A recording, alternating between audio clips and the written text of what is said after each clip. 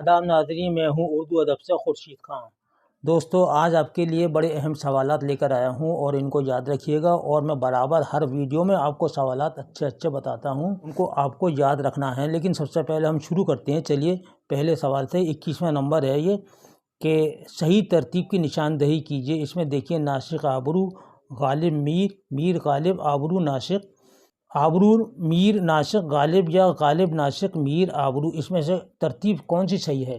تو صحیح ترتیب ہے سی والا، پہلے آبرو آئے، پھر میر تقی میر آئے، پھر ناسخ آئے، پھر غالب آئے۔ ناسخ دبستان دلی کے بانی ہیں، غالب دبستان دلی کے شاعر ہیں، اور میر تقی میر دلی اور لکھنؤ دونوں میں شمار ہوتے ہیں۔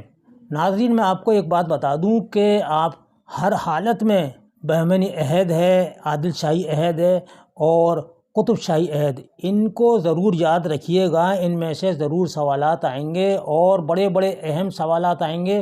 میں کتنی بار آپ کو بتا چکا ہوں، بار بار بتاتا ہوں، لیکن پھر بھی میں آپ کو ایک نظر بتائے دیتا ہوں کہ بہمنی عہد کے آخری دور میں ہے فخر الدین نظامی، جس کی مثنوی ہے قدم راؤ پدم راؤ، جو اردو کی پہلی مثنوی کہلائی جاتی ہے۔ 1434 میں احمد شاہ بہمنی کے عہد میں لکھی گئی تھی۔ اسی طرح اشرف بیابانی ہیں، جنہوں نے سب سے پہلا مرثیہ لکھا تھا نو سرہار کے نام سے 1503 میں۔ میراجی شمس العشاق بھی اسی عہد کے شاعر ہیں، اور بندہ نواز گیسو دراز بہت اعلیٰ پائے کے شاعر تھے، بڑے بزرگ تھے۔ چکی نامہ ان کی اردو کی پہلی نظم کہلائی جاتی ہے۔ چکی نامہ معراج العاشقین ان کی بہت مشہور نظم ہے۔ معراج العاشقین ان کی ایک نثری کتاب ہے جو بہت زیادہ مشہور ہے۔ معراج العاشقین کا مصنف کون ہے؟ تو آپ کا جواب ہوگا بندہ نواز گیسو دراز۔ اسی طرح عادل شاہی عہد کو یاد رکھنا ہے۔ علی عادل شاہ ثانی کے عہد کے جو شاعر ہیں خاص ہیں، جیسے ملا نصرتی ہیں، شاہ امین الدین اعلیٰ ہیں، محمد امین عیاغی ہیں، ان کو یاد رکھنا ہے۔ اور آپ کو محمد عادل شاہ کے عہد کا بھی شاعر ہیں، محمد ابراہیم صنعتی ہیں، محمد مقیمی ہیں، اور کمال خان رستمی ہیں، جن کی خاور نامہ 1649 میں لکھی گئی تھی۔ اسی طریقے سے محمد قلی قطب شاہ، جو اردو کا پہلا صاحب دیوان شاعر ہے، اور 50,000 اشعار پر مشتمل اس کا پہلا دیوان ہے، جس میں تمام اصناف سخن لکھی گئی ہیں۔ اور ملا وجہی بھی یعنی کہ اس کے دور کا ہے، اور محمد قلی قطب شاہ کے علاوہ عبداللہ قطب شاہ کے عہد میں اس نے لکھی تھی سبرس، اور قطب مشتری لکھی تھی محمد قلی قطب شاہ کے عہد میں۔ اسی طرح سلطان محمد قطب شاہ کے عہد میں غواصی ہیں، سیف الملوک و بدیع الجمال کے مصنف، جو 1624 میں لکھی تھی، اور طوطی نامہ بھی انہی کی ہے، اور مینا ستونتی بھی انہی کی ہے۔ اسی طرح سبھی جتنے بھی بادشاہ ہیں اور ان سے متعلق جتنے بھی شاعر ہیں، ان سب کو آپ کو یاد کرنا ہے، یاد رکھنا ہے، ان کی تصانیف یاد رکھنی ہے۔ آئیے اب آگے شروع کرتے ہیں۔ صحیح جوڑ کون سا ہے؟ صحیح جوڑ کون سا ہے؟ دیکھیے، حیوان ظریف رشید احمد صدیقی کی لکھی ہوئی ہے، یا غزل نیم وحشی صنف ہے، آزاد کی ہے، یہ بھی غلط ہے۔ مدلل مدعی شبلی نعمانی کی، یہ صحیح ہے، سی والا، ٹھیک ہے نہیں، سی والا بالکل صحیح ہے۔ تصوف کی شاعری کی شناخت ہے، کیا ہے؟ اس میں سے کون سا شاعر ہے جو تصوف کی شاعری کرتا ہے؟ وہ ہیں اعلیٰ پائے کے بزرگ خواجہ میر درد۔ کون ہے؟ خواجہ میر درد، یہ تصوف کے شاعر ہیں۔ اور آپ کے کس زمرے کا تعلق افسانے سے ہے؟ کس زمرے کا تعلق افسانے سے ہے؟ دیکھیے، چاروں آپ کے سامنے ہیں گے۔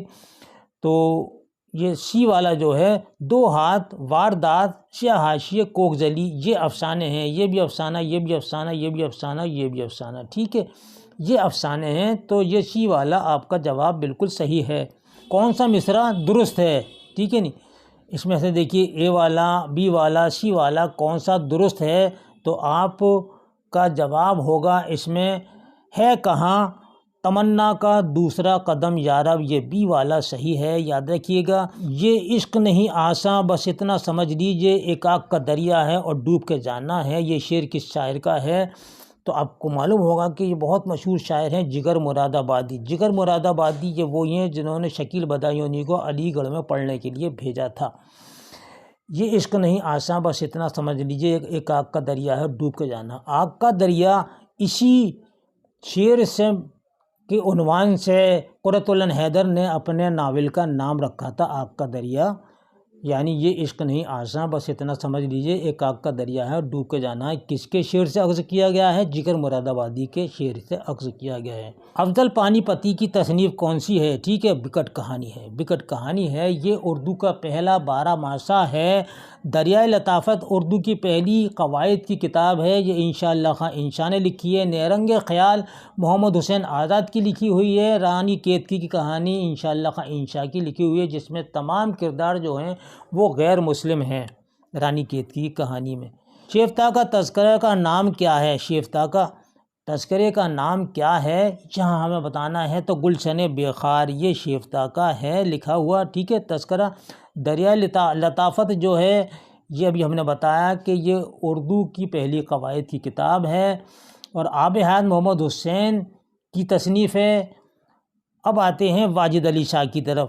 واجد علی شاہ کی مثنوی کا نام بتائیے، تو دیکھیے اس میں سے زہر عشق یہ بھی نہیں ہے، دریائے عشق یہ بھی نہیں ہے، بحر المحبت جو ہے یہ واجد علی شاہ کی لکھی ہوئی مثنوی ہے۔ واجد علی شاہ اردو کا پہلا ڈرامہ نگار ہے، اردو کا پہلا ڈرامہ ہے رادھا کنہیا۔ گیتانجلی کس کی تصنیف ہے؟ تو گیتانجلی جو ہے رابندر ناتھ ٹیگور کی لکھی ہوئی ہے۔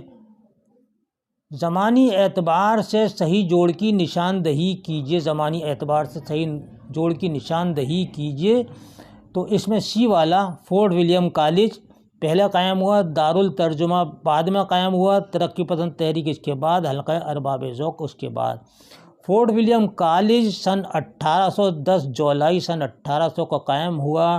لارڈ ویلزلی نے اس کی بنیاد رکھی تھی اور اس کے اردو کے شعبہ صدر جو تھے ڈاکٹر جان گلکرسٹ تھے، جہاں پر سب سے مشہور کتاب لکھی گئی اردو کی باغ و بہار، جس کے مصنف ہیں میر امن، اور میر امن نے اس کالج میں رہ کر 2 ہی کتابیں لکھی، گنج خوبی اور باغ و بہار، لیکن باغ و بہار کا جواب کسی کتاب نے آج تک نہیں دیا ہے۔ دارالترجمہ جو ہے یہ قائم ہوا ہے اعظم گڑھ میں۔ ترقی پسند تحریک کی بنیاد رکھی گئی تھی لندن میں، اور اس کے بانی ہیں سید سجاد ظہیر۔ حلقہ ارباب ذوق میں بہت سارے شاعر شامل ہیں اور سب سے بڑا شاعر ہے میرا جی، ٹھیک ہے، میرا جی اس کے روح رواں شاعر ہیں حلقہ ارباب ذوق کے۔ خلیفہ عبدالحکیم کی تصنیف کا نام بتائیے، اس میں کون سی ہے ان کی تصنیف؟ تو یہ فکر اقبال جو ہے بی والا، یہ خلیفہ عبدالحکیم کی تصنیف ہے۔ ممتاز شیریں کی تصنیف معیار کا کس صنف ادب میں شمار کیا جاتا ہے؟ تو وہ ہے تنقید، ٹھیک ہے نا۔ یہ کتاب جو لکھی ہے ممتاز شیریں نے تنقید پر لکھی ہے۔ دوستو یہ بڑے مختصر سوالات تھے اور یہ سوالات آپ کے لیے بڑی اہمیت کے حامل ہیں اور انشاءاللہ یہ آپ کے بہت کام آئیں گے۔ اس کے ساتھ ہی اپنے بھائی کو اگلے ویڈیو تک کے لیے اجازت دیجیے، پھر انشاءاللہ نئے سوالات کے ساتھ آپ سے ملاقات ہوگی۔ اللہ حافظ۔